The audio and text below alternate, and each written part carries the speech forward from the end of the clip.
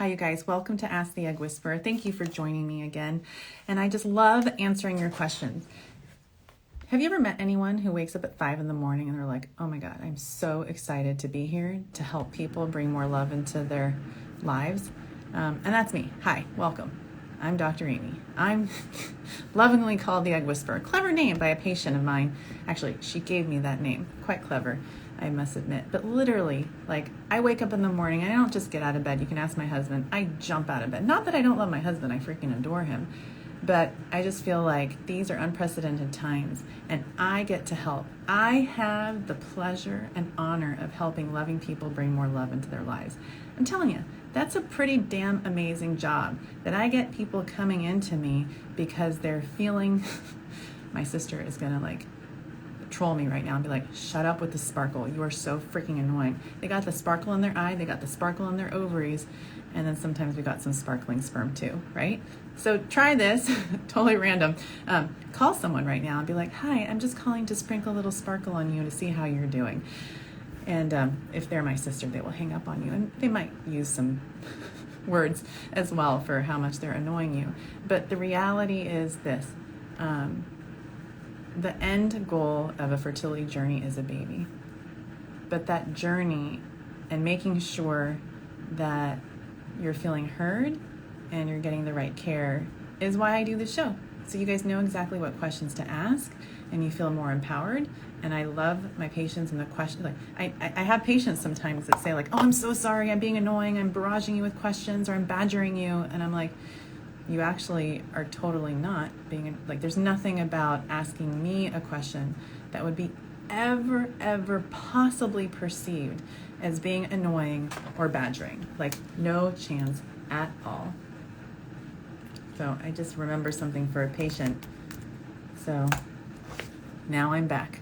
Sometimes I say things, I'm like, oh shoot, did I do that while I'm on the show? Because it's still office hours time for me, and I have all these patients in my head always, and I have a little pad of paper, and sometimes I write a note, so I go back and make sure to do that. Okay, so let's start answering your questions. So we're going to start with Claire. Claire says, I have DOR. This is my third IVF cycle since 2017.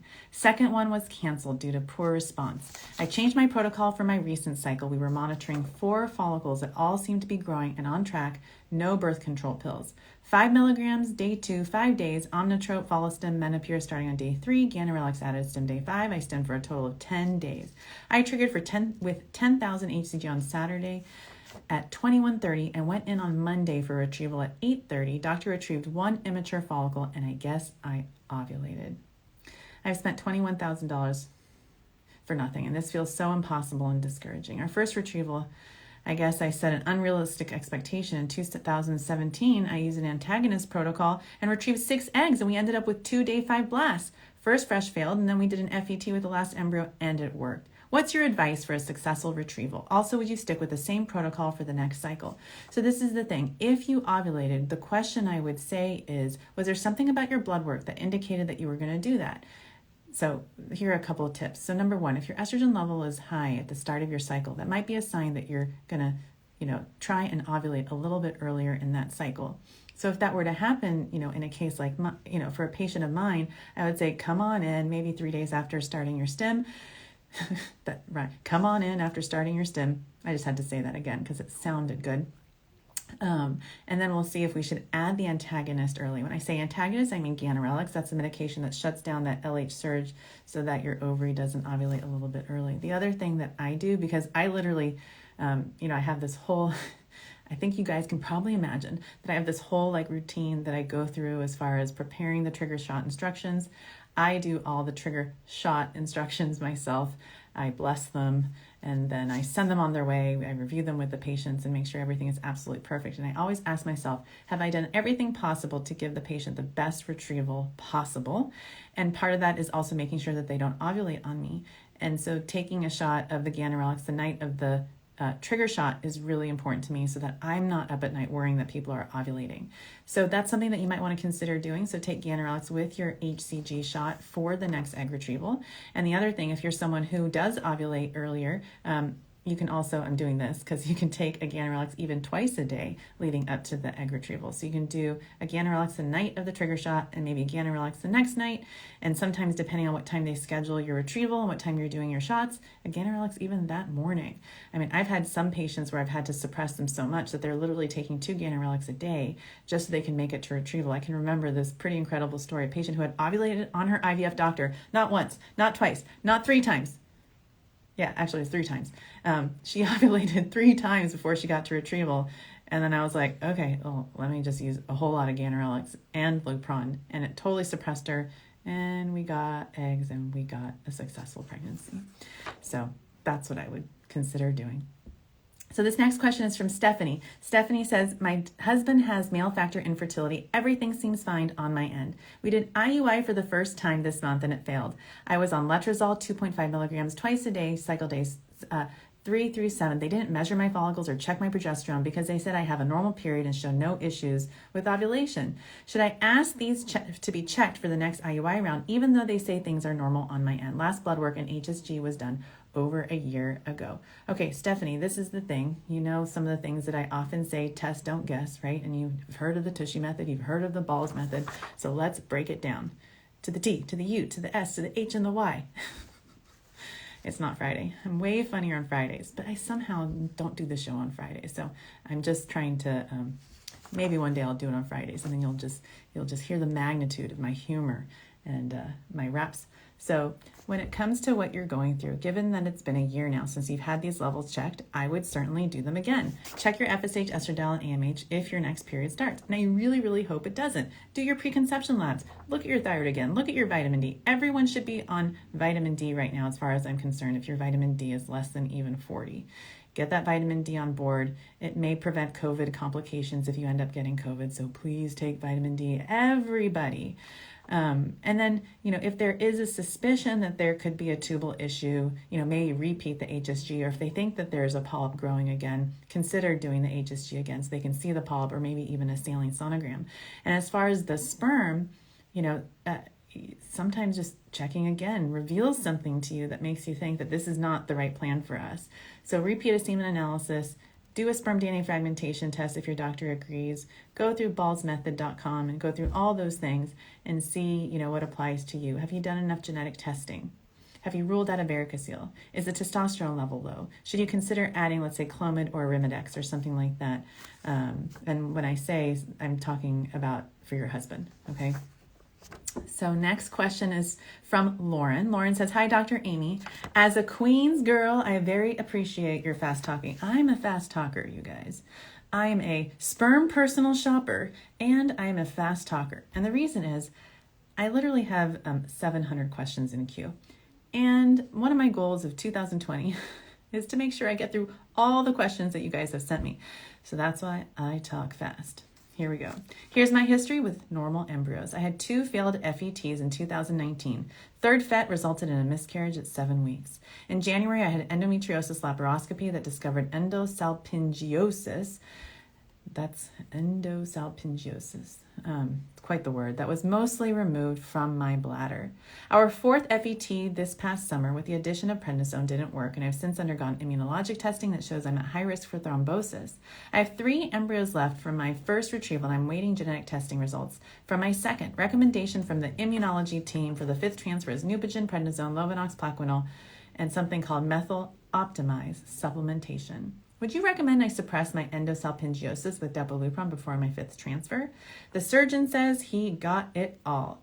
Also, would you consider transferring 2 embryos? Okay, this is pretty cute. She says, WWDAD, what would Dr. Aimee do? Okay, that's really cute. Haha, is what she said. I didn't say that. Many thanks for everything you do. Okay, I love it. So let's break this down, okay? Diagnosis before treatment. Right?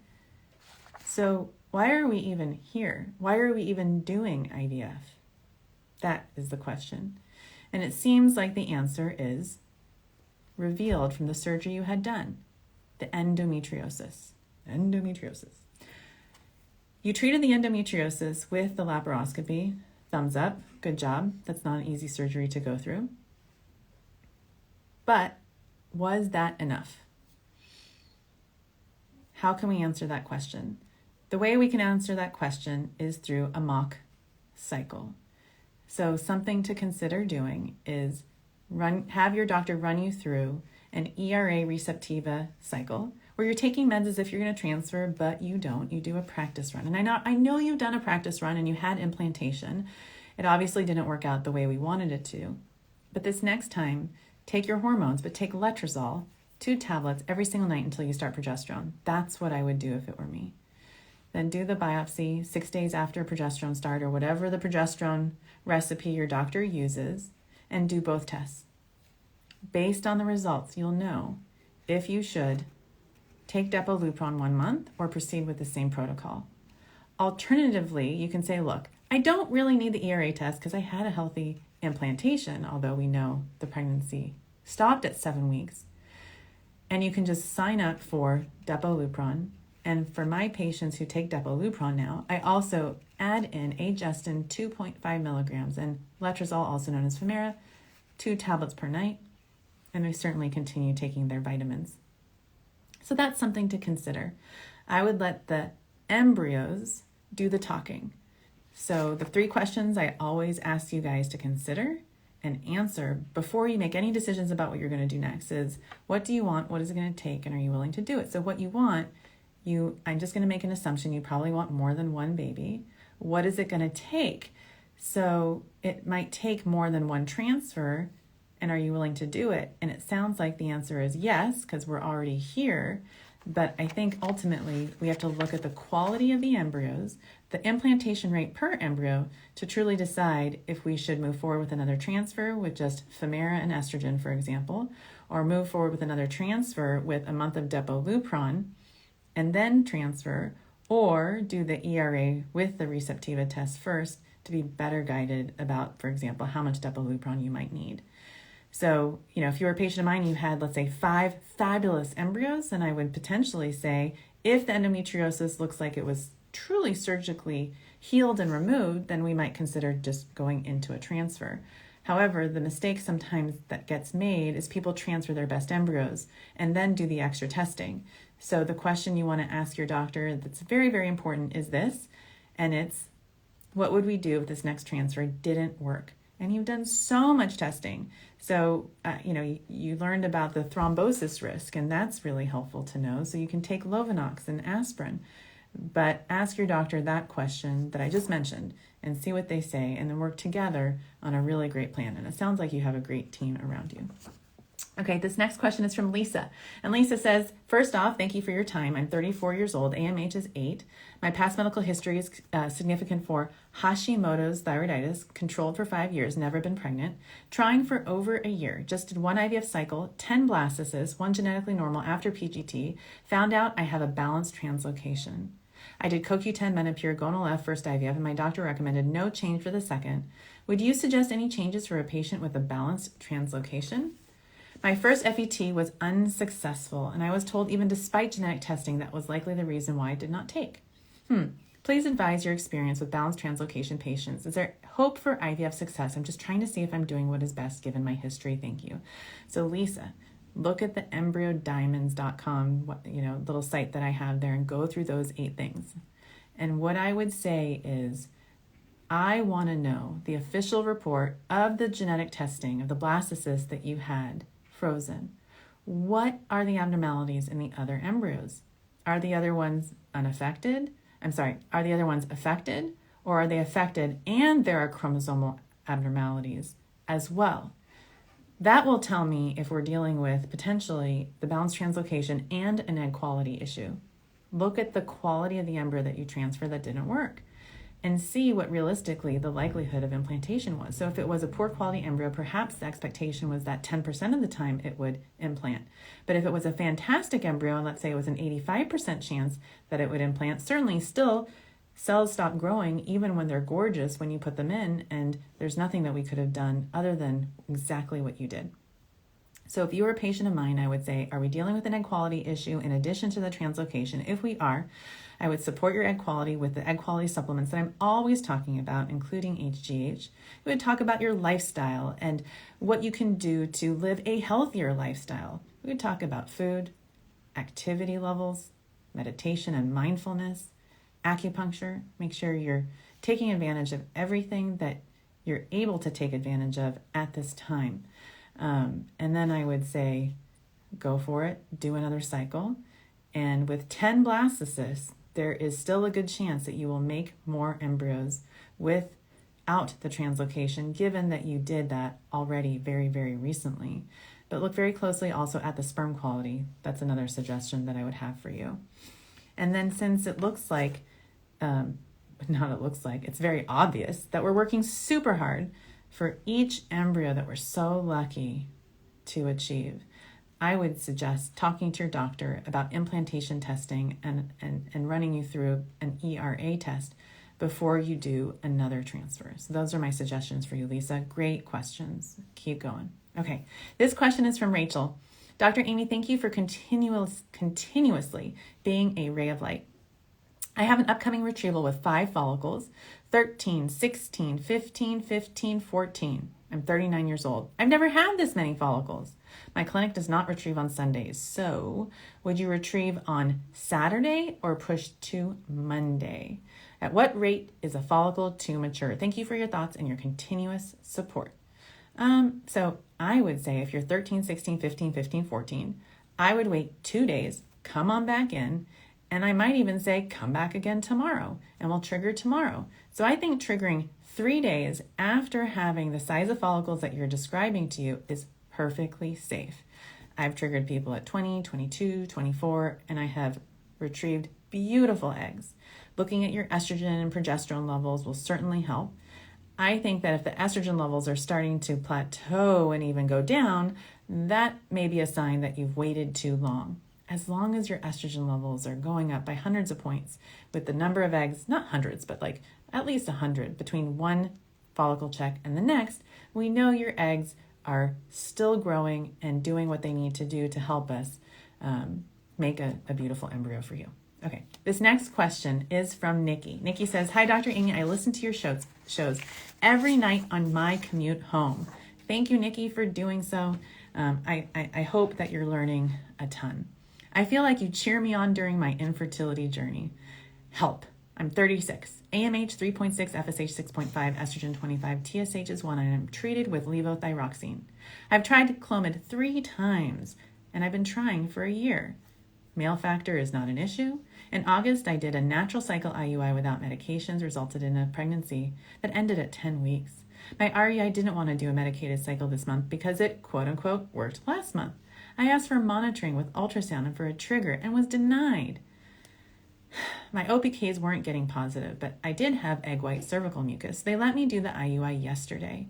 Today, I'm surging on my OPK. Did I mess up my chances this month? Did I waste another month? How can I advocate any better so this doesn't happen again?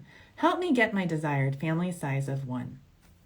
Okay, Nikki, here's what I would do. I would go through the Angel method testing. Just start doing that now. Get some autoimmune testing done. Look at the anatomy of your uterus and rule out a septum, right? Do some extra genetic tests. Chromosome analysis, carrier screen. Make sure we're not missing a genetic thrombophilia. So that's, some of the basic workup that I would do in a case like yours. Next, let's advocate for ourselves just like you're asking me to help you with. So I would just tell your doctor, I would say, I feel like given my history, helping me ovulate more than 1 egg, hopefully 2, will give me the highest chance of having my desired goal of 1 baby. I understand that there's a higher risk of twins, but since it hasn't worked since the pregnancy that ended, it makes sense for me to try this now. And then if they hopefully say yes, then you're going to say, I would like to do the following. I'd like to start monitoring my OPKs. And if I have a positive OPK before my scheduled ultrasound with you on cycle day 13, I will call the office and I would like to be seen. At that visit, I'd like to be told how many follicles I have and when the ultimate time of IUI should be, and I would like to be a part of that conversation. Easy. That's how you do it. What's up? Mic drop. So, and if you feel like they're like, no, sorry, then you say, Google, fertility doctor in my city. I do understand that not everyone has access to fertility doctors that are as chatty as me, but I imagine that there are other options and there are other people that would care and do whatever they can to help you, because it doesn't sound completely unreasonable to do these basic things like checking your follicles, giving you a trigger shot, and making sure the timing of the IUI is spot on. So if your doc doesn't feel comfortable with that, there probably is a reason and has nothing to do with you. And remember, your priorities should be your doctor's priorities. And if it doesn't feel that way, it's time to find someone who believes in you and your fertility and will honor your priorities every step of the way. Okay, this next question is from Sass. Love your show. It's incredible what you do for this community. I'm 39 with unexplained infertility. We've been trying for 4.5 years and I've been through 4 retrievals. In September of 2018, I had bilateral endometriomas removed before our first retrieval. After our 4th retrieval this September, a 17 millimeter endometrioma was found in my right ovary. Will this affect future retrievals if needed or transfers, and should I have it removed? We're currently in our 2-week wait after our 4th FET with a tested normal hatching embryo, though it was still collapsed at transfer. And we have 3 untested embryos in storage. I have PCO morphology, though I've never been diagnosed with the full syndrome. At each collection, I usually get 20 eggs and 2 to 3 blasts. I only tested my 4th retrieval, and 2 of 3 were normal, but 1 didn't survive. I don't know what happened there. All of a sudden, everything stopped, but I'm back. So Sass, here's the deal. You started off by saying I'm 39 with unexplained, and then you told us all this stuff about what's going on. So let's break it down. The D of the Egg Whisperer diet is diagnosis. We have 39 being your age. We have severe endometriosis, given the fact that you said you had bilateral endometriomas. And we have PCOS, okay? So I really, really hope that this next transfer works, because that would be awesome and you don't have to do anything for now. But if this transfer is not successful, in a case like yours, what I would say is this. Start taking the egg quality supplements that I often talk about, including NAD. Talk to your doctor about adding HGH to your protocol if they haven't already. Consider adding another supplement called N-acetylcysteine that might slow down the progression of endometriosis if it's there. Check your fallopian tube status and make sure that there isn't a hydrosalpinx, because over time, endometriosis has the potential of affecting the fallopian tubes negatively and decreasing your implantation rate because of inflammation in the tubes that endometriosis can cause. So that's the endometriosis part, that's the egg quality part, and then the other part is the PCOS. Let's make sure we have healed your PCOS by checking, quote unquote, PCOS labs. Look at your testosterone level, look at your hemoglobin A1C, look at your lipid panel, and make sure you've done everything in your control to improve and heal your PCOS. So I love Dr. Dylan Cutler. She's a PhD OBGYN in Canada. Apparently they have PhDs for that there. They don't have that here. And she's super passionate about guiding people about PCOS, nutrition tips and everything tips about PCOS. Then there's Dr. Sasha Heckman, fabulous fertility doctor in Detroit. And she also offers a lot of guidance and one-on-one coaching as well. So I strongly suggest if anyone out there is looking for more guidance as far as nutrition and healthy habits, either one of them would be a great team member for you. So the other thing is, what are you going to do from here if this transfer doesn't work? And I'll tell you what I would do if you were a patient of mine. Again, I hope it does. I would do another IVF cycle, obviously, and I would look carefully at the embryo quality and make sure we shouldn't do yet another one. And I know that you've already done 4, so this would be maybe number 5 and 6, but because of your age, this is the time to truly talk about it. And then talk through whether you should do Depo-Lupron or maybe even another laparoscopy. But if it were me and you didn't have a healthy implantation with this transfer, I would run you through a mock ERA receptivus cycle. Okay, Sass, I hope my answer helped you. So now the next question is from Danielle. Danielle says, "Hi, Dr. Aimee. Thank you so much for helping us. I just had a failed transfer with only 1 normal embryo and I had 5 stimulated cycles. I want 2 kids. I'm starting my search for donor eggs. I'm suffering because I don't know whether to choose frozen or fresh eggs. I like frozen eggs because I would get them faster. However, I'm afraid that 12 frozen eggs won't give me enough normal embryos for 2 babies. I like fresh eggs because I'm supposed to get more normal embryos that way, but the process seems so stressful. Dr. Aimee, what would you do if you were in my position? Fresh or frozen? Thank you very much. Okay, Danielle, this is the deal. Picking an egg donor is one of the biggest decisions that you can make in your life that has implications for generations to come, right? So for me, finding an egg donor that you're super excited about is the most important thing. I do think you would be able to get 2 strong embryos out of 12 eggs from a frozen egg bank.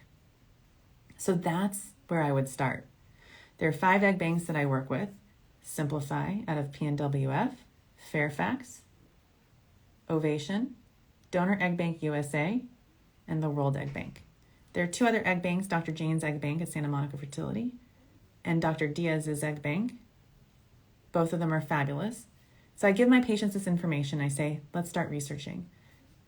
Put together some profiles, a list of profiles. Let's rank them 1 to 6, and let's regroup and see who we think would fit your needs and help us build the family that you so deserve. Obviously, we do a whole bunch of stuff like talk about your lining and your uterus and, genetic screening of your partner and making sure everyone's genetically compatible. But if you didn't find the egg donor in the egg bank, then we would look for a fresh egg donor. And Tulip, T-U-L-I-P, fertility is where I'm telling all my patients to go. It's like the kayak, or Orbitz or Expedia, not to at all make an analogy about eggs in a way that can turn people off. Like, please don't get me wrong. But the searching process can be very, very overwhelming and cumbersome. So Tulip Fertility makes finding a fresh donor so much easier. So that's why I recommend that site for my patients who are looking for a fresh donor. And then you're right. I mean, with COVID, your donor could get COVID, and now you're out all the money you paid to, cycle her. She might have already been on meds. That can happen, and I have seen it, and it's not fun for anybody, the donor or the recipient family.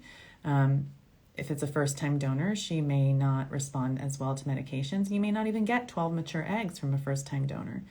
So there are pros and cons of both. My patients who use a fresh donor, often they use that donor because, like I said, they didn't find an egg in an egg bank that they liked, or they really like the idea of getting to know their donor. Huh? You're like, what? People can get to know their donor? I'm like, yeah, they can be like an extended version of your family. And that's kind of cool to me. I mean, we know that there's no such thing as DNA privacy. There just isn't. When someone donates an egg to you, and you have their DNA, you can find out who they are eventually. So as a donor as well, like when you donated a piece of your DNA, people can find you. So I'm like, why are we making this secret? Like, let's just all make sure that we're on the same page and that we agree that I should donate my eggs to you and you should be a recipient of, and you think that I would be a good match for your family. So a lot of my patients, I would probably say like 75% of my patients who use a fresh donor feel really comfortable, and they actually want to meet their donor ahead of time. And I think the relationships that are created are really healthy, and they're pretty cool for me to watch over the years as well. This next question is from Martina. Hi, Dr. Aimee. Hello from France again. Thank you for asking or answering my question back in September. You are right that we should probably move forward to IVF after rechecking my fibroid. After 2 failed IUIs and unexplained diagnosis, my doctor said the same thing, and she sent me for an MRI. They found deep endometriosis and adenomyosis. I'm now on Depo-Lupron, and IVF is planned in January. They don't do it here with local anesthesia and something relaxing, which seems to be scary. My doctor told me not to worry, and I have easy-to-reach ovaries. I have over 30 follicles. My protocol will be Gonal F, triggered by Ovidril, and holy smokes, when I only took a tiny bit of meds, I had, let's see here. Sorry, I thought you said that you had 35 eggs growing, but that doesn't seem to be how I read this. You had 2 lead follicles with 1 smaller during an IUI. So your question is, should I be worried about OHSS? How many mature eggs and embryos could I get? I asked my doctor, but she said it is not possible to know. So yes, it is possible to know. If your follicle count, and for you guys who don't know what the IVF pyramid is, go to my blog and just put in IVF pyramid in the search engine there, and you're going to see what the IVF pyramid looks like. So if you start off with 30 follicles, and I don't remember how old you are, but let's just say you're 30 and you have 30 follicles. So if 30 follicles, it could be that you have, let's say, 15 to 20 mature eggs. You might have 10 to 12 fertilized eggs and embryos, and you might get, let's say, 5 to 6 blastocysts at the age of 30, and you're probably going to get 3 really strong normal embryos from that batch. Would you be at risk for OHSS? Absolutely. So super important to, some people say, eat lots of Cheetos. What I say is lots of whey protein. So protein shakes, protein bars. V8 is fabulous. Gatorade G2, Propel, all those kinds of drinks. Just drink, drink, drink. Hydrate, rest, repeat. Take stool softeners. There are lots of ways to prevent OHSS. I just made some suggestions. But after the retrieval is where your recovery is going to be the hardest. So the 3 medications that you consider doing. So 1 medication would be taking Femara. 2 would be bromocriptine. 3, even the ganirelix after the trigger shot can prevent you from developing OHSS, assuming your doctor agrees that a frozen embryo transfer is the safest for you. Thank you for that question. This next question is from Caitlin. Caitlin says, my IVF doctor hasn't been able to find my left ovary. Even on in a stim cycle, 8 ultrasounds later, they think I may not have been born with one. My OB doctor over the last 2 years has a record of seeing a left ovary and follicles. My IVF doctor wants to do a laparoscopy, and if my ovary didn't show up during a stim, is there a point to do a laparoscopy? Should I be getting testing for a genetic or other autoimmune diseases? Any other recommendations or tests? Or should I assume my IVF doctor knows best and my ovary has vanished in the last year, or I never really had one? Caitlin, here is what I would do. If you can't find that left ovary, I don't know if your doctor has tried to look abdominally. I bet they have tried to look abdominally, but ask them, say, hey, have you looked abdominally? And if not, that's something that we should consider doing. You could also look for an ovary doing a pelvic MRI. So that's another little tip. Before you start going under for a surgery, that's another way of seeing if you have a left ovary. Sometimes, very, very rarely, I've maybe seen this 3 or 4 times. I actually have had a patient who had an ovary at some point and didn't have an ovary later. And what we think happened is she probably had an ovarian torsion. And I can elicit that type of history by asking, have you ever had a time in your life where you had super, super bad pain and you didn't go to the doctor? And believe it or not, you can have an ovarian torsion, the ovary twists, and then it actually dies and your body absorbs it, and then now you have no ovary. But the likelihood of that happening is like that much, super tiny. So that's what I would do. Abdominal ultrasound, pelvic MRI, and then I agree. If they don't see it, I'm not sure that doing a laparoscopy makes a lot of sense, but if there's something else that they're thinking that they can rule out at the same time, I would say go for it. Next question is from Mona. Mona says, we're 39, low AMH 4.7 and high DFI, but my hubby took supplements for 3 months and the other doctor said there's no issue with DFI anymore. Thumbs up. First cycle, gonal F. I had 2 mature eggs, none fertilized. Second cycle, Menopur 600, 3 mature eggs, none fertilized. We didn't know about DFI back then. And after these 2 cycles, I changed my clinic and now I put my husband on 3 million supplements. Third cycle, I got 2 mature eggs, 1 stopped at 3 cells. We did Pixie. 4th round, we did microflare, trigger at 38 hours. I got 1 mature egg from 4 and again stopped at 3 cycles. I took many, many supplements, including CoQ10, fish oil, NEC, vitamin C, D, E. What do you think? Should I continue? Egg donor is not an option for me. Is this the end of my journey? I'm happy to continue if there's hope, but with egg quality issues, don't know if I should stay at this gambling table or just leave. Thanks, Dr. Aimee. You're amazing. I tell you, Mona, it certainly does feel like a gambling table. I think of embryos as things that I don't want to be rolling like dice, right? So you roll dice, you don't want to be rolling embryos, but I swear it often feels that way because you just never know what's going to happen until you actually try and roll the dice.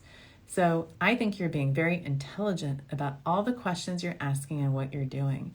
So it sounds like you're still making a mature egg. It doesn't sound like a lot of mature eggs, but as long as you're still making mature eggs and there's fertilization, you want to keep going, I think it's okay to maybe try 1 or 2 more cycles to see what will happen if you try the following 1 or 2 things.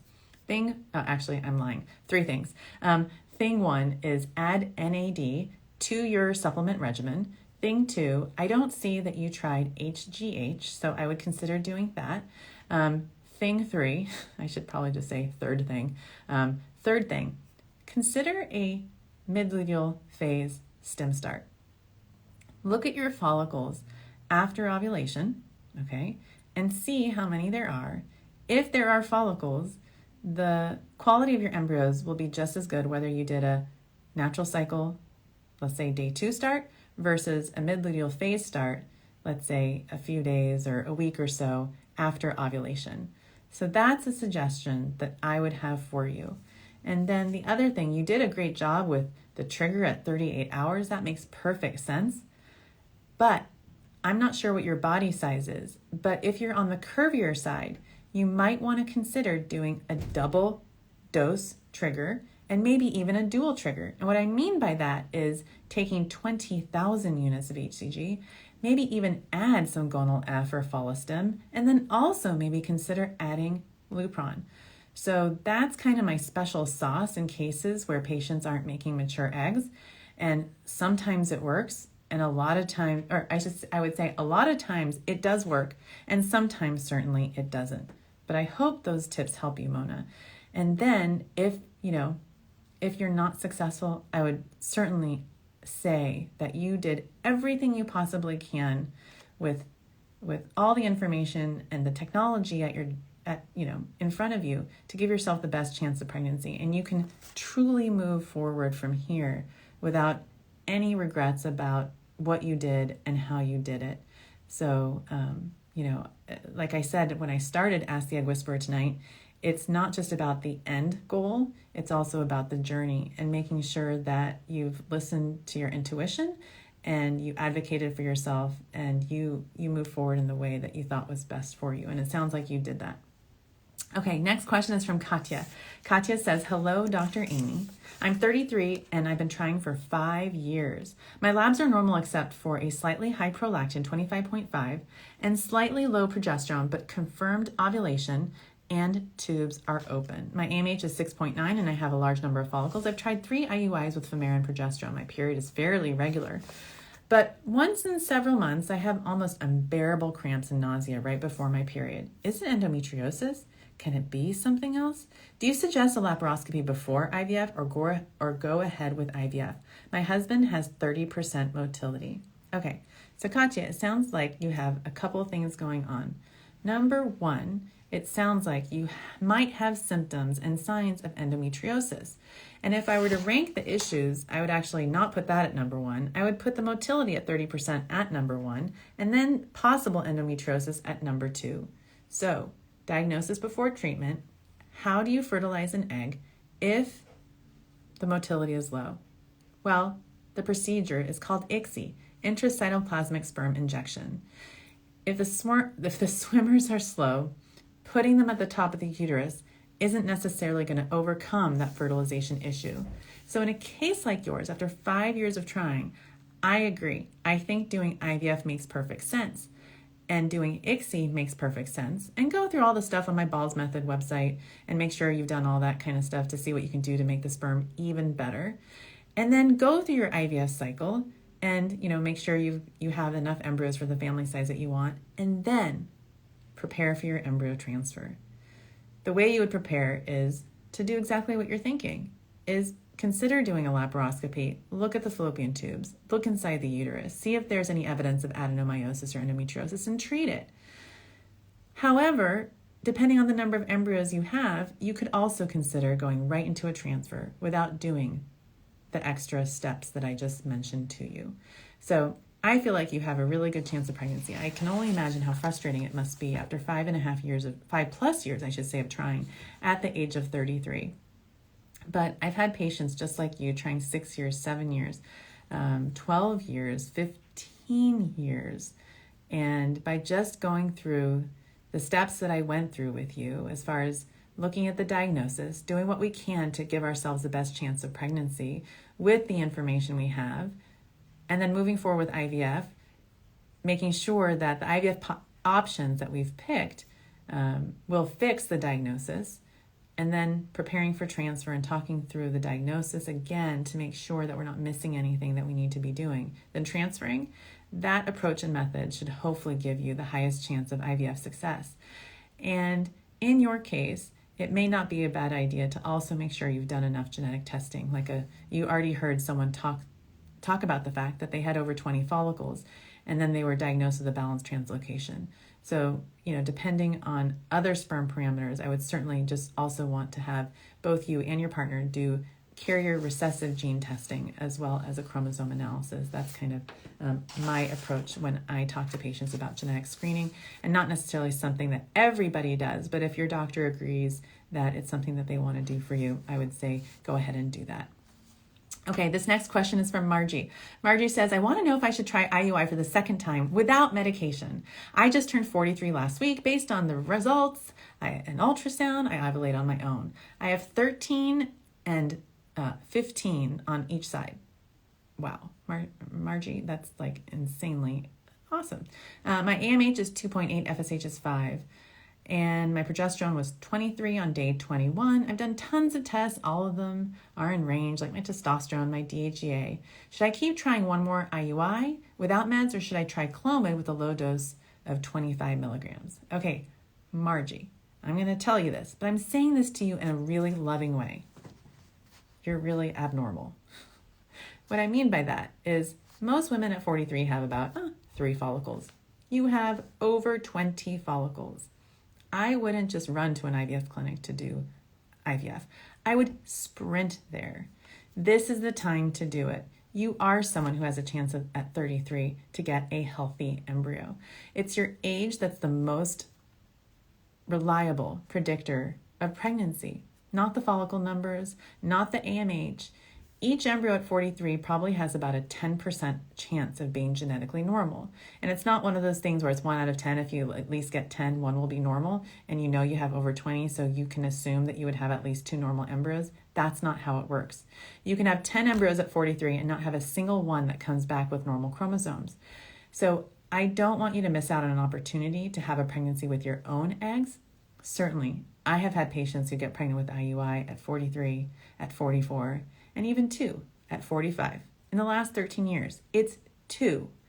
And so I just feel like you have an opportunity to get pregnant, hopefully with your own eggs. And IUI is not going away as an option for you. Even if you did IVF and you didn't get a healthy embryo, you can still go back and do IUI. Of course, doing IVF has to be acceptable to you and something that you want to actually do. And if it's not, I would see if your doctor can help you ovulate 4 to even 5 eggs. The problem with that is you're going to be symptomatic. You're going to feel super bloated. You'll need a heating pad and Tylenol, for example, and you need to hydrate really well and take stool softeners if you get constipated. But that would be my strategy for IUI success for someone who's 43 with 20 follicles, considering doing IUIs and no IVF. Okay. So next question is from Alicia. Hi, Dr. Aimee. I just turned 28 last month. My husband is recently 29. We're middle school sweethearts. That's cute. We first got pregnant at 16, and every year after 5 years, I think, it says here that all ended in an early miscarriage right after a positive test. My cycles are normal. We're both healthy. I finally tried IVF in Mexico this year, and I had 2 retrievals back to back. They had an odd protocol of freezing on day 3 and thawing for PGS. I retrieved 24 and 22 eggs, and none made it, and it was recommended that I should use donor eggs. I decided to do another round in the U.S., and I did a 3rd retrieval in October. I retrieved 24 and 19 mature, ended up with 2 blasts, and they were abnormal, and they decided to test and also came back very abnormal, and they were complex abnormal as well. What are your suggestions? Do I have hope? My doctor thinks this explains all of my miscarriages. Please help. Alicia, that's so tragic, and I'm sorry that you're going through this. If you haven't done genetic screening, I would highly recommend that you do a chromosome analysis for both you and your middle school sweetheart. I mean, I think that when young people have these kinds of problems, it's hard no matter how old you are, but sometimes the things that they're told, like, oh, you're young, don't worry about it, it's going to happen, keep trying. I mean, obviously, you have tried so hard, so I just want you to know how much I feel for all that you've been through. You're clearly a fighter. I mean, to go to Mexico for retrievals and then also do retrievals here, I mean, that's 4 retrievals of getting almost 20 eggs each time, or I would say over 20 eggs each time. So I've been here before with my patients. I've been here before for women who are 28 years old who've gone through this number of cycles. And I would say there is still hope. As long as you're making mature eggs and as long as they're fertilizing and growing to the blastocyst stage, there's still a chance that they can come back normal. I would look at the official reports and make sure that mosaicism was reported to you. So you have to do a post-test consult with a genetic testing company that analyzed your embryos and ask them, is there a chance that any of my blastocysts could be mosaic? I would talk to your doctor about the addition of other drugs like HGH to your protocol and see if they think that that would be helpful for you. I would also suggest that you look at the sperm quality. There's actually a special test that you might want to consider doing. It's called the sperm aneuploidy test. So what will happen is your husband will produce a sample and then it'll get sent to a genetic testing company and they'll actually look at the chromosomes of the sperm. Because I'm super curious. Is it egg-driven? Is it sperm-driven? I mean, certainly it could be both. But I think looking at that, looking at sperm DNA fragmentation would make me feel better before you do another IVF cycle. So that's kind of what I'm thinking in a case like yours. So look really closely at the sperm. Look really closely at the genetics of you and your husband. And then ask the embryologist or ask your doctor and say, hey, what is up with my eggs? Was there anything about them that looked like they are lower quality eggs? Are they dark? Are they grainy? Are they oval shaped? Like, what is it about the eggs that I need to know to help me make a decision about next steps from here? And then, talk about the protocol, see if there's anything you should change. Talk about the protocol in the IVF lab, if there are other tools that they have in their toolbox to help you. So, for example, the other tools that I have are things like Zymo or Pixie.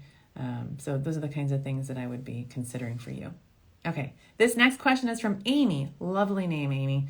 I've had a few complications getting pregnant in my early 20s and 30s, but in 2003, I was able to naturally become pregnant and I had twins. I've been trying for another and just discovered IVF, and I was wondering if at my age, 49, if I could still go through IVF. If it's possible, I know carrying the baby would have too many complications. I would be okay using a surrogate for carrying of the embryo. So basically, is it okay for me to go through IVF at the age of 49 and use my own eggs and my husband's sperm for the IVF and then use a surrogate? Thank you for answering my question. Okay, Aimee, here's the thing. If you were, let's say, Matthew McConaughey, I don't know how old he is, but I'm thinking he's probably 49. And you walked into my clinic and you're like, I want to try IVF with my sperm. I would be like, cool, let's try, because you're Matthew McConaughey. And that would be kind of cool to help you. And that would be like really, really cool because I'd probably be on CNN and we can sit down and talk to Anderson Cooper and he's kind of cute. And anyways, my point is this. I believe that every woman should have a chance to do what she feels she needs to do to help herself have a family. And that includes doing IVF on a 49-year-old as long as she repeats after me. And this is what my 49-year-olds say to me before we do IVF. I understand that the chance of this working is 0. But I'm going to go through this because I feel like it's really important for me to get closure so I can move on to donor eggs. See? That was easy. So no, the likelihood of a 49-year-old being pregnant from an IVF cycle is 0.000001%. Do I want to help someone at 49 get pregnant with her own eggs? Absolutely.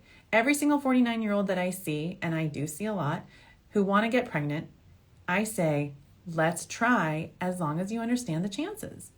If you're taking out loans, draining your 401k, have to move out of your house into your parents' apartment or parents' house, I'm not going to help you. I will not allow anyone to go through IVF who has a 0% chance, bankrupt them. It's just not fair, not cool, and I just won't do it. But if you feel like this needs to be part of your journey and you need to actually see and feel like you did this, then let's do it. But if it's going to cause you emotional harm or financial ruin, we're not doing it. So I hope this answer helped you. I would encourage you to consider creative family building options, adoption, embryo donation, egg donation. There are a lot of ways for you to carry your pregnancy. It doesn't have to be through surrogacy. There are a lot of ways for you to have a pregnancy. It doesn't have to be through surrogacy. You can carry as long as you're healthy and fit and you get clearance from your OBGYN. So I hope my answers helped, Aimee. Okay, next question is from Lauren. Lauren said, I'm 30. My husband's 32. All basic testing has come back normal. We've completed 4 rounds of IVF, and our fertilization rate with ICSI was super low, and our embryos don't seem to develop at all to the blastocyst stage. My doctor says my eggs appear abnormal, and our problem is egg quality. I've tried supplements, acupuncture, HGH, testosterone patches, and now we're considering donor eggs. Could there be another undiagnosed issue? It's been 3.5 years without a single positive pregnancy test. That's really hard. I mean, I feel for you, and I've been here before with other patients. Your case is what I would call more challenging than others. It's very rare to have someone who's 30 who has no blastocysts at all. So I feel like if your AMH is very low, then that would explain it, right? So it could be that you have something called premature ovarian insufficiency, which is basically a fancy way of not insulting anyone and calling them menopausal when they're super young. Not that talking about menopause should be insulting, but you can imagine that the M's in my clinic, like menses, which is another word for period, and menopause, they're kind of dirty words around here. We don't like periods very much, and we certainly don't like menopause. But we have to celebrate it because it's something that happens to every single one of us, and we have to understand it. So in your case, Lauren, I would say, what genetic testing have you had done? So have you done a Fragile X screen? Have you done a chromosome analysis? Is there a chance that some sort of autoimmune issue is doing this to your ovaries? Meaning, like, have you looked at anti-ovarian, anti-adrenal, and even anti-thyroid antibodies? So that's just the usual stuff that I would go through in someone's situation like yours.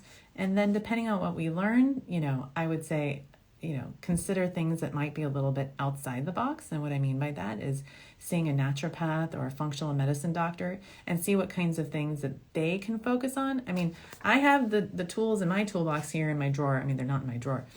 But I know that when I send my patients to other health care practitioners, there are things that they recommend and tests that they do that I just haven't been trained on and I don't do. And I find that their help can be sometimes really useful. So in a case where you've gone through 4 retrievals and you haven't had a single blastocyst, it's time to think outside the box. Before you go to donor eggs, you never look back and wonder, could I, would have, should have done something else differently? Like, this is the time to look at all that. So for me, I have some fabulous acupuncturists in our area. Sometimes we think about other outside the box stuff. I won't tell you what they are because I don't want you guys to start doing that stuff because I don't know if it really works and I don't want people to start doing stuff just because I say it. Okay, so I wish you all the best, Lauren. I do think if you try again and it doesn't work, it sounds like using an egg donor makes perfect sense. It sounds like your doctor is doing a really good job describing the situation to you as far as how the eggs look so that you understand that this is not your fault. You didn't cause this, and it's something that is likely in your DNA in that you probably have some sort of variant that is responsible for embryo progression, making it so that it's not as efficient as it could possibly be. But it doesn't mean you may never form a blastocyst. It just means that the eggs aren't as efficient in doing so. This next question is from Paige. Hi, Dr. Aimee. My wife and I just did our first FET. I provided the embryo and my wife is carrying it. My question is, how soon would HCG show up in an at-home pregnancy test? We've done blood work 2 weeks, or we have blood work scheduled 2 weeks post-transfer. The embryo is at day 5 and assisted hatching was used. Okay, Paige, I have had patients detect a home urine pregnancy test as early as 4 days past day 5 transfer. Do I recommend testing at 5 days? At 4 days? No. Do I recommend at 5? No. 6? No. 7? No. 8? Yes. So if you're someone who just can't wait, day 7 or day 8 past 5-day transfer is likely going to give you a positive result. I would say that result is going to be pretty reliable based on the test. I mean, depending on the test that you're using. So you have to look at the sensitivity of the test and then you'll know for sure. I advise my patients to try not to check until they come in for their pregnancy hormone tests. And I check everyone 8 days post-transfer. Let me tell you some of the stories I've seen. I've had patients test negative and they were pregnant. I've had patients stop their medications because they weren't pregnant and they were actually pregnant. I've had patients test positive and it was a false positive, and then that makes it really hard on them emotionally to then see that the result was actually negative. And so, that's just basically my advice, because this whole process is so hard on our heart and our soul. So whatever we can do to protect our heart and soul, I would want us to do that. This next question is from Blake. Blake says, hello, I listen to all of your shows and I'm learning so much from you.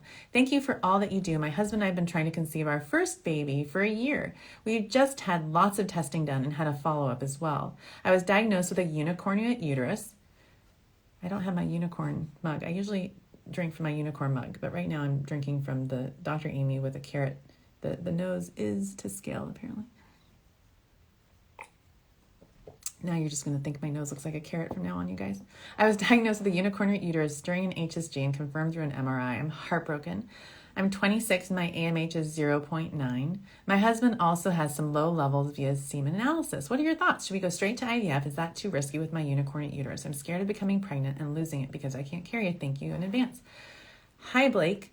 I'm so glad you asked me this question. So, yes, I would consider doing IVF, and I'll tell you why. It might take more embryos to have a successful implantation because of your unicornuate uterus. So that's why I would start preserving your fertility, making embryos, and it doesn't sound like you have bad eggs. It just sounds like at 26 you might have a slightly lower number of eggs. This is the perfect time to start freezing embryos. And then everyone gets a chance to decide whether they want to take an additional risk or not. Men can have babies, and guess what? They don't have to experience miscarriages or deal with pregnancy complications for themselves, right? So if you were a patient of mine, I would offer you the option to use a gestational surrogate if you had pregnancy anxiety. Certainly, things can happen even with a surrogate. Certainly, even if you did not have a unicornuate uterus and you transferred an embryo, things could also happen, and that's the thing. You know, when we say, I want to get pregnant, we are also saying, and I understand that things can happen in pregnancy that are out of our control. So when you have a unicornuate uterus, you want to talk through what are all those things. So I would have you talk to a psychologist, I would have you talk to a high-risk OBGYN, and talk to your fertility doctor about their experiences in patients whom they've transferred to with a unicornuate uterus. One bit of advice and a little tip here. What I've noticed, and it's not like I invented this or I'm the only one to notice this, but because the unicornuate uterus can sometimes have a tube attached to it that may not be as normal, sometimes people with unicornuate uterus might have higher risk of having endometriosis. So I would strongly suggest that you look closely for that before you transfer it, if you choose to do a transfer. So my best advice for you is freeze embryos, have twice the number of embryos that you would need for the family size that you want, and then talk to your doctor, therapist, and a high-risk OBGYN before you transfer to make sure that transferring is for you. And there's no shame in choosing other options if you feel like in your gut that you don't want to take an additional, take on any additional risk when it comes to transferring because of the unicornuate uterus.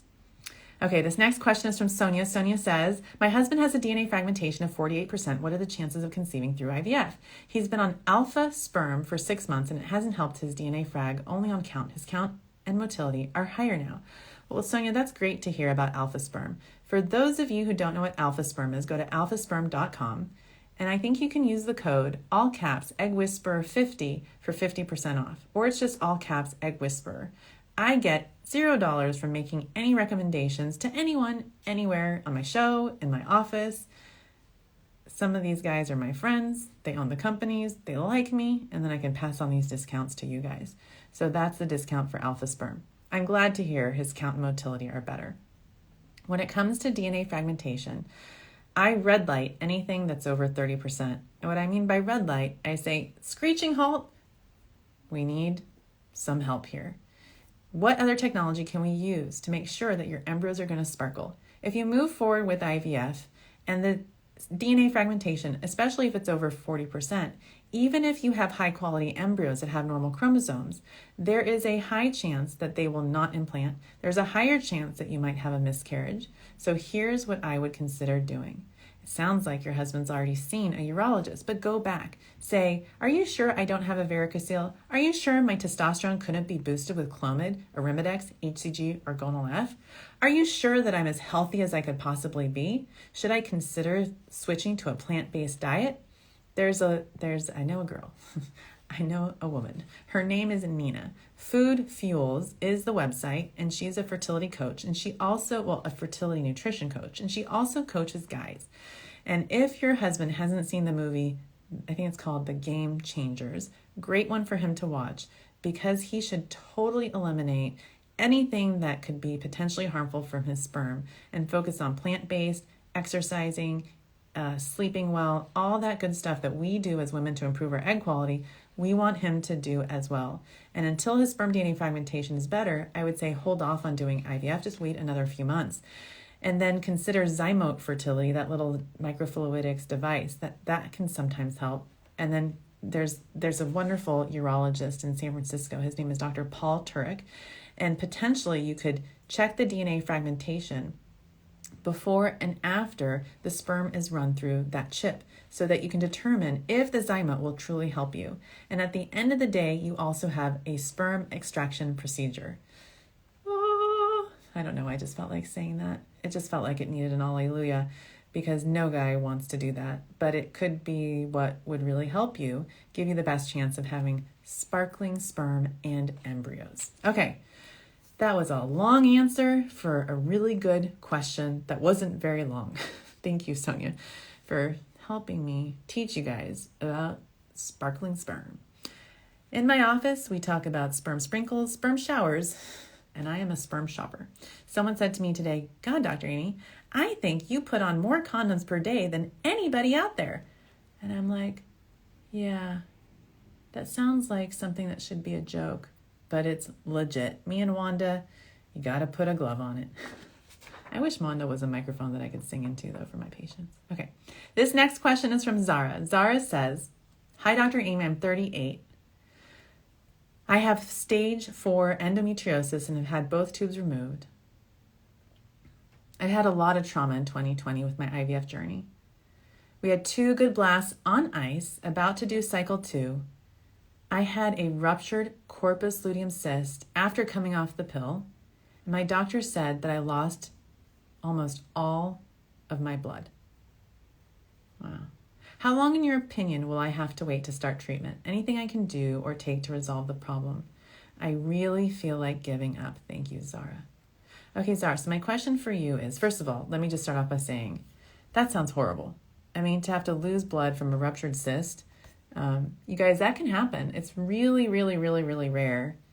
I haven't, I know it can happen, and I'm lucky enough to say that I haven't had to take a patient to the OR for a ruptured cyst like that. But I know just my dad as an OB/GYN over the last 40 plus years as a gynecologist, I know that there have been patients out there in our community that have had to go through that experience.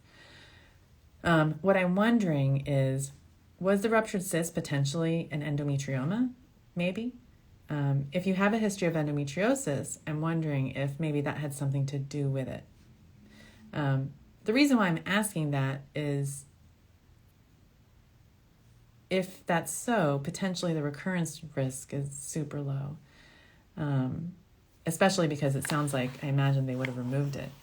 The chance of having a ruptured cyst like that resulting in a hemorrhage, again, is going to be really, really low. So while you're so scared about internal bleeding again, I think if you feel comfortable with it, you could move forward with another IVF cycle, making sure everyone knows about what you've been through. Sometimes when people bleed internally for something that doesn't quite add up, that thing is really rare, bleeding from a ruptured cyst. I sometimes like to just get another expert on board, and I got a guy for that, and his name is Dr. Rishi Sani. He's actually a hematologist here in the Bay Area, and I love him. So when I have an issue where I think someone might have, or I want to rule out a bleeding disorder before they get pregnant, what I'll do is I'll have him see the patient, and he'll run a whole bunch of tests and then just give his little blessing and be like, you can do IVF. You are not at increased risk of internal bleeding from an egg retrieval procedure, more so than anybody else.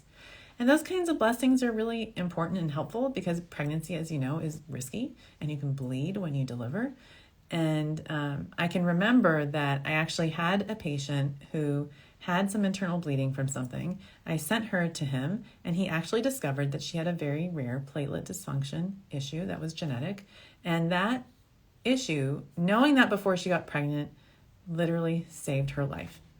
Had she not known, the way I think about it, had she not had fertility issues, had she not done IVF, had she not discovered this issue, she might have had something pretty catastrophic happen to her at the time of delivery. So it's almost like having fertility issues saved her life, because when it came to the third trimester, she literally had to stay in the hospital like for 6 weeks or so that she would have a really safe delivery and have no issues with bleeding at the time of delivery. Because if she were at home, there wouldn't have been enough time to help her. So pretty cool story, pretty humbling, but it just taught me the importance of having experts chime in any and all possible, scenarios ahead of time. Because if they see you and do some extra testing and everything's fine, you'll never wish that you had done something differently. You'll know that, yes, I can move forward with an egg retrieval and you'll still be worried, of course. I wouldn't blame you for being worried, but you'll at least know that there isn't something else going on that you would have, could have, should have known first. Okay, guys, that's it for my emailed questions for now. I'm just going to zip through your live chatted questions now before I head on home. So for those of you who don't know, I have an Egg Whisperer School. You just go to eggwhisperschool.com, and pretty cool stuff. You get me for an entire hour, basically face-to-face, and then I can answer your questions there. So here we go. Someone is asking, is cramping at 4 weeks pregnant normal? I had an FET, no spotting, just cramping, like period cramping. And the answer is yes, super normal to have cramping. The beginning of pregnancy feels like you're about to have your period anytime. And sometimes you do spot, but it's not your period if you do. Next question, can I pick up and hold my toddler after my FET? Will do so cause implantation failure or miscarriage? And the answer is no, it probably won't, but my weight limit is 40 pounds. I tell my patients, please don't, you can lift a child, don't lift and carry. And especially the 2 days after the transfer, sit down, have your child come to you. And if you want to lift and carry, honestly, that's probably fine. But if your transfer isn't successful, the first thing you're going to do is blame yourself and say, I shouldn't have done that. So that's why from the time of the transfer until the pregnancy test, I tell my patients, please don't lift and carry a toddler, especially if your toddler is over 40 pounds. Next question is, do you have a max TSA requirement to start ovarian stimulation? So as far as TSH max requirement, I don't necessarily think the TSH for my patients is as important for retrieval as it is for transfer. So, I have patients who have a TSH of, let's say, I think I've started someone's cycle at, let's say, 4.5 or 5, and we just kind of work on the TSH as we go, but I'm not necessarily too worried about TSH for the IVF part, just for the transfer part. Next question is from a day into life. A day into life, that's cute. Hello, I'm currently doing a downregulation protocol in preparation for transfer due to me having adenomyosis.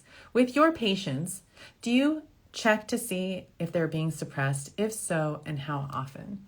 So I'm not necessarily sure the question, but I'll tell you this. In a case like yours, I would make sure that I've treated the adenomyosis enough. I would consider adding Depo-Lupron maybe for 1 month or 2 months if you truly have adenomyosis that you can see, especially if it's moderate or above in severity. Next question is, would you recommend a day 3 transfer instead of an FET? I've never reached blastocyst stage. I have DOR and age 37. So Chrissy, that's a really great question to ask your doctor.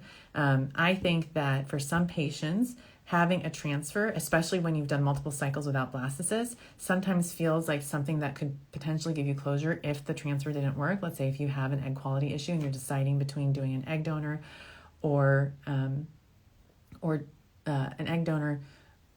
IVF. And the other thing is that day 3 embryos are just as good as day 5. You just get more information about day 5 embryos if you let them grow out a little bit more. And the other thing with day 5, if you freeze them, you have the opportunity to do implantation testing. So if in your gut you want to do it the day 3 embryo transfer, I truly don't think that you're hurting your chances unless there's certain things that we look at. Sometimes some doctors feel like if your progesterone is high on the day of the trigger shot, that maybe you shouldn't do a day 3 transfer. If you're overstimulated, you shouldn't do a day 3 or even a day 5 transfer that manner. matter. If there's a polyp there, obviously you don't want to do a transfer, but otherwise I think it's okay to do a day 3 transfer at 37 for someone who's never had a blastocyst before, who's doing another cycle hoping for success. Next question is, I'm 40 with normal labs. Is this an aggressive protocol? 10 days of 300 gonal, 100 of Clomid, dexamethasone, and omnitrope? And the answer is no. The answer is that is a good stimulation protocol, but you can go even higher, 450, even 600. But I think the aggressive part, I'm just going to take some sip here. The aggressive part is really doing the IVF. As far as how you grow the eggs, that really just depends on your follicle count and numbers and your body size. So I think dosing meds so that you can get your potential cohort to grow is the most important thing to me.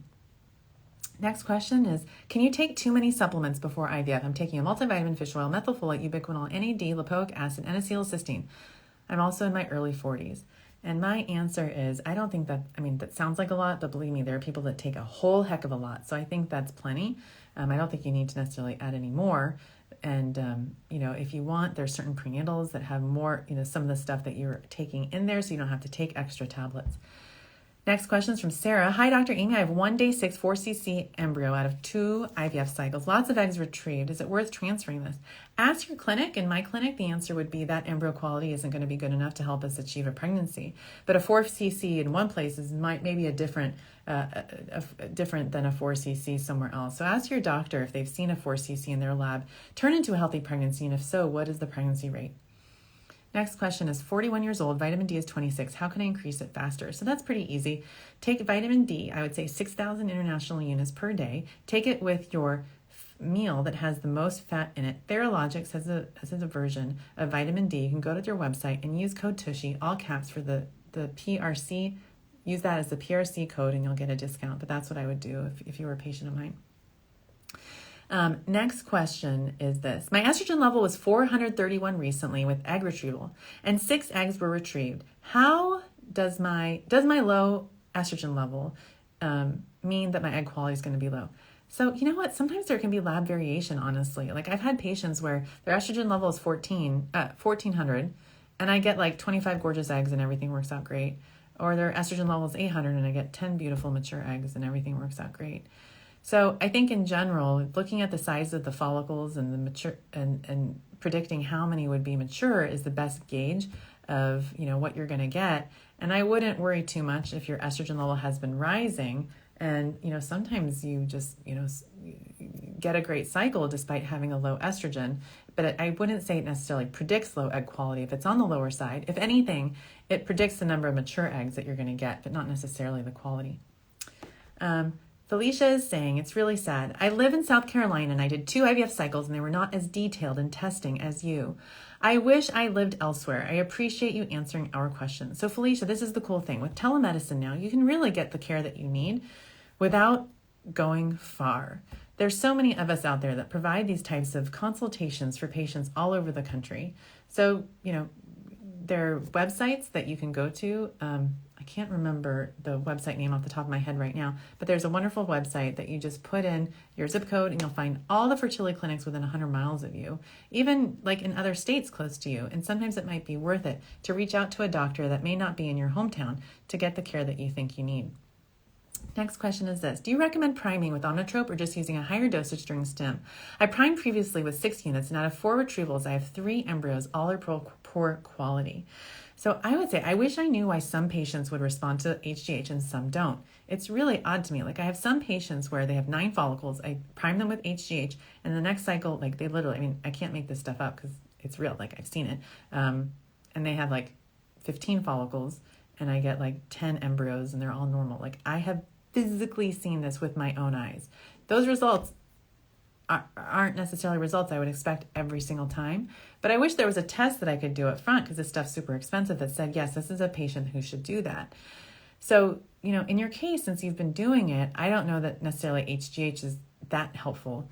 And so you might want to ask, like, does it really make sense for us to spend all this extra money on it? I would certainly take NAD if you're not taking it, but, HGH is something I would tell you to take twice a week and take it daily during your stim cycle or every other day.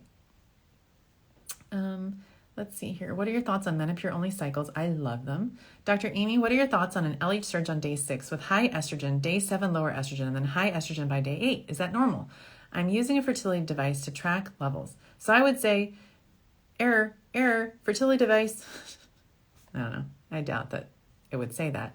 But I imagine that there's some lab variations. These technologies out there where you can check at home probably aren't as accurate as we would want them to be, and not as accurate as doing a blood test. However, there theoretically is a very another logical reason why your estrogen level might go down and then go up. So perhaps if you had a cyst at the beginning of your cycle that went away and then you started to ovulate and then your estrogen level went back up, is that plausible? It's plausible, but I would say the most likely scenario of what you're experiencing of having it go up, down, and up between 3 days is not user error, but it's the tool that you're using and nothing more. Okay, next question is, I'm 34, had a day 23 scan of the ovaries today. I had 5 follicles on the left and only 1 on the right. The doctor said probably low ovarian reserve, but I'm waiting for my AMH. My day 3 FSH is 8.7, estradiol 88. What would you recommend? So what I would say at 34, I would talk to your doctor about doing IVF. Having 6 eggs is awesome. Let's celebrate the positive. So the positive in your situation is you have 6 eggs and you're young at 34. There's no better time than now for you to start egg freezing, embryo freezing, whichever suits you and your needs. Someone is asking, what do you think of NAPRO technology? So I think NAPRO technology is great as long as you have open fallopian tubes. I've seen people use NAPRO technology and they don't have open fallopian tubes. And then they've wasted 5 years of their life to find out that they should not have used NAPRO technology for 5 years. And so that gets me fired up to be on here to teach you guys about the Tushy method and to make sure that you guys have fertility literacy and understand that this stuff is not rocket science, right? There's 5 tests that you can do to get to a diagnosis. And there's no such thing as unexplained. There's just what are the possible explanations. And it's important to have you talk to someone who can give you a treatment that will help you with the diagnosis. And I've seen people who use NAPRO or have had NAPRO practitioners recommend treatment and do treatment with them when their tubes are completely blocked. And that kind of stuff drives me a little bonkers, but I enjoy being here. Next question is, how do I submit a question? Go to asktheeggwhisperer.com and you submit your question there. Next question, I'm in my 2-week wait. Today is day 8. I've been very careful. I picked up my niece, 2.5 years old, for 2 seconds by mistake. Please don't worry. It is okay to pick up your niece. Does low hemoglobin affect the chance of pregnancy? After 2 failed IVFs, I got 3 normal blastocysts. How do I increase the chance of implantation? I'm 37. So the answer is yes. There is some evidence that having low ferritin could decrease your fertility. So check your ferritin, see if your iron levels are low, consider iron infusion. But if it's a genetic form of a deficiency, or not a deficiency, of anemia, like thalassemia, then you might want to know about that and screen your partner for thalassemia and make sure you're not going to pass that on as 2 genes for that. Next question is, my doctors want to transfer a frozen tested embryo during a natural cycle. What do you think? So Allie, I think natural cycles are fantastic if you have regular periods, if your ovulation is predictable, if your clinic is open 7 days a week, and they will support you for a transfer every single day of the week, if they will monitor you really closely. I wouldn't do a natural cycle if your cycles are irregular. I wouldn't do a natural cycle transfer if your clinic is not open on Saturday and Sundays. I wouldn't sign up for a natural cycle transfer if, there's one more thing. Let me think about it. Bueller. I wouldn't sign up for a natural cycle transfer if your doctor says something like, oh, just check your OPK and come back a week later and we'll do the transfer. No. So for me, when I do natural cycle transfers, actually a lot more monitoring. Checking OPK, coming in for ultrasounds, coming in for blood draws, doing the trigger shot. I even do natural cycle ERA tests ahead of time. So the answer is natural cycles are awesome because then you don't have to take as high a dose of progesterone. Otherwise, if you satisfy those criteria that I just listed for you, go for your natural cycle. You have my blessing. And not that you need it. You actually totally don't. Okay.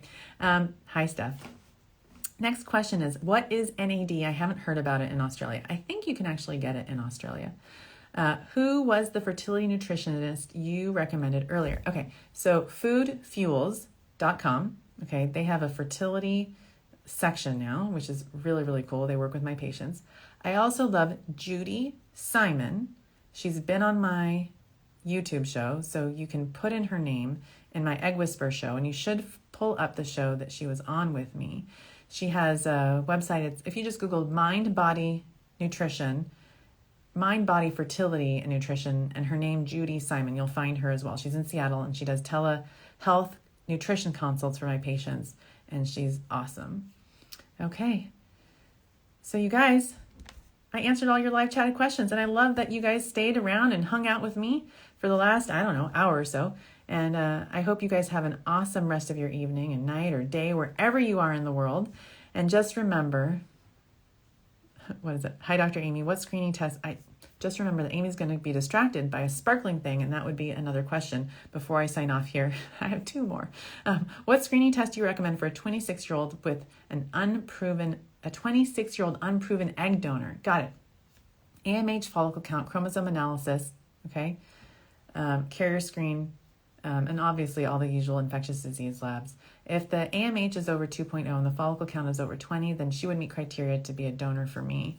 That's kind of what I think. Thanks, Steph. Do natural cycles work for all ages? 37 and 6 follicles, FSH 5.8, waiting on AMH. The answer is it could. And I'm going to sign off. Okay. Oh, my husband's saying, come home and eat dinner. I'm hungry. Yes, I'm hungry too. Okay. Love you guys. I'll see you guys later. I hope you guys have a great night and keep sparkling. Bye.